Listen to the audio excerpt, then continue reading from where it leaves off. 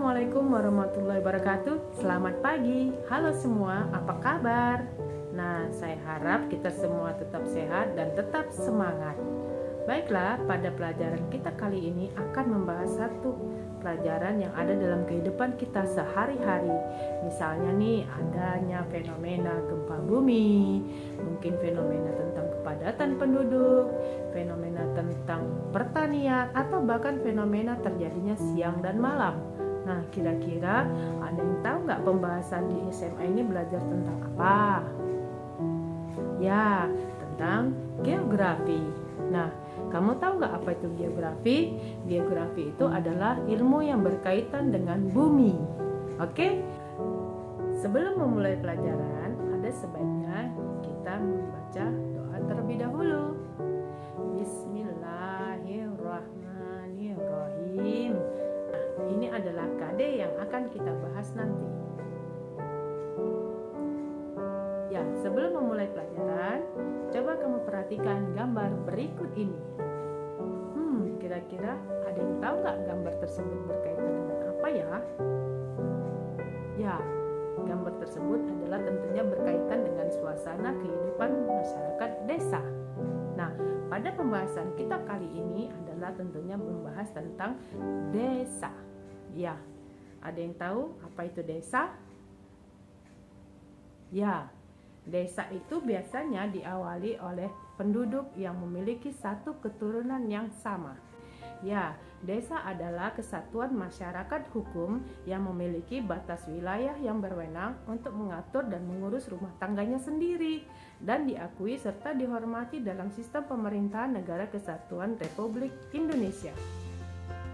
Nah, selanjutnya ya kita akan membahas tentang unsur pembentuk desa. Nah, kira-kira sebuah desa itu terbentuk dikarenakan apa ya?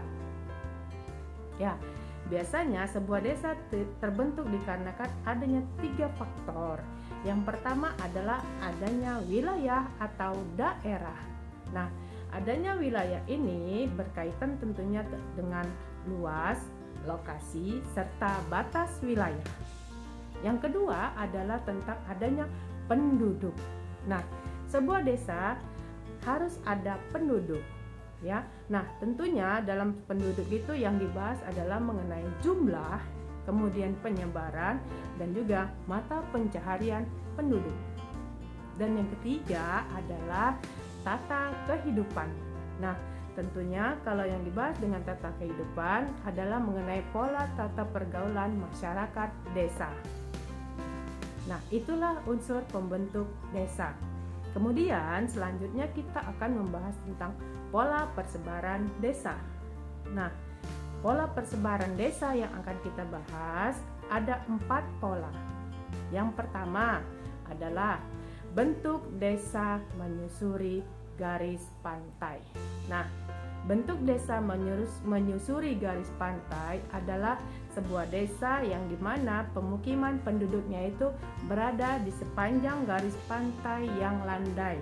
Nah, dengan demikian penduduk desa tersebut bermata pencarian otomatis sebagai nelayan.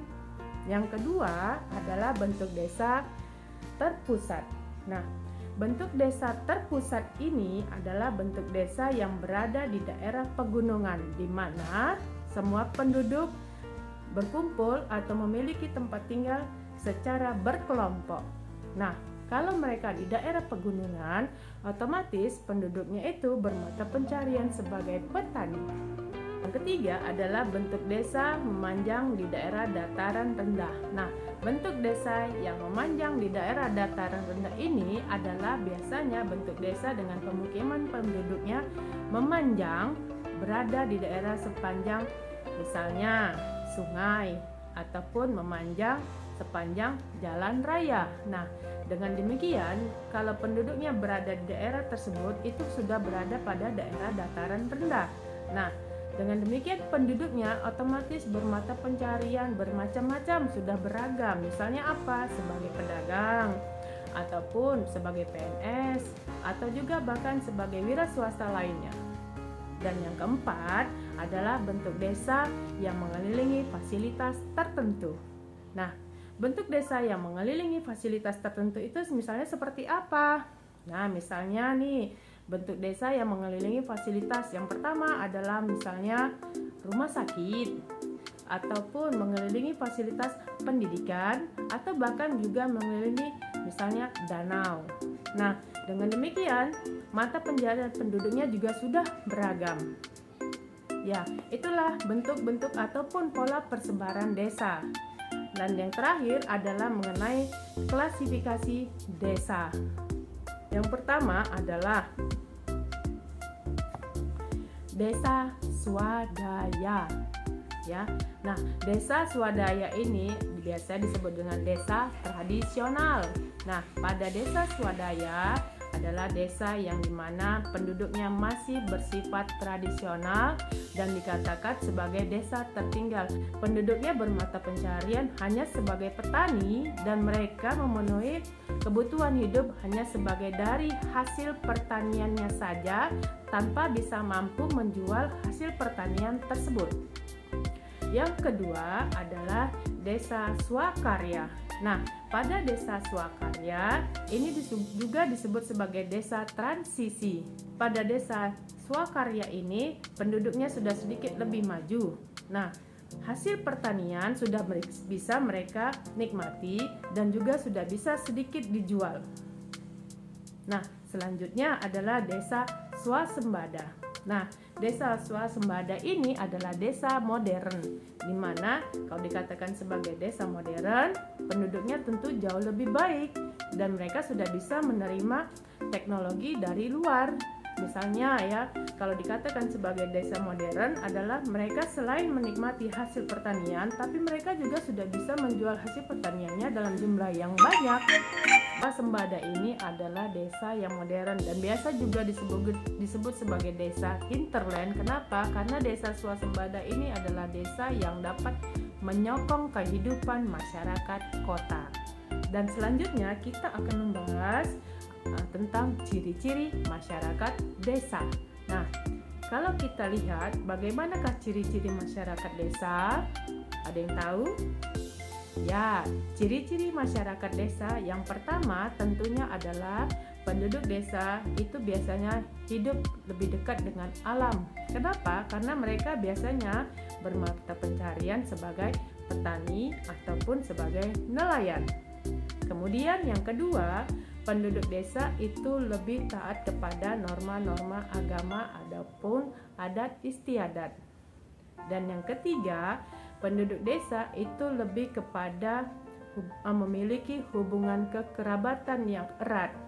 Tentunya mereka dalam bersosialisasi itu lebih ramah.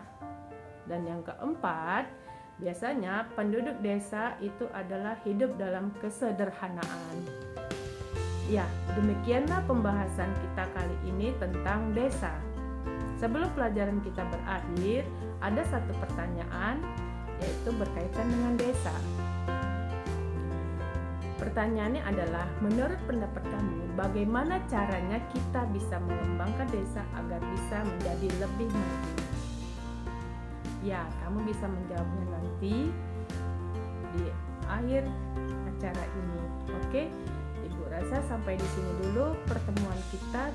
Untuk selanjutnya kita akan membahas di pertemuan berikutnya tentang kota. Sampai di sini dulu. Terima kasih. Assalamualaikum warahmatullahi wabarakatuh. Selamat pagi.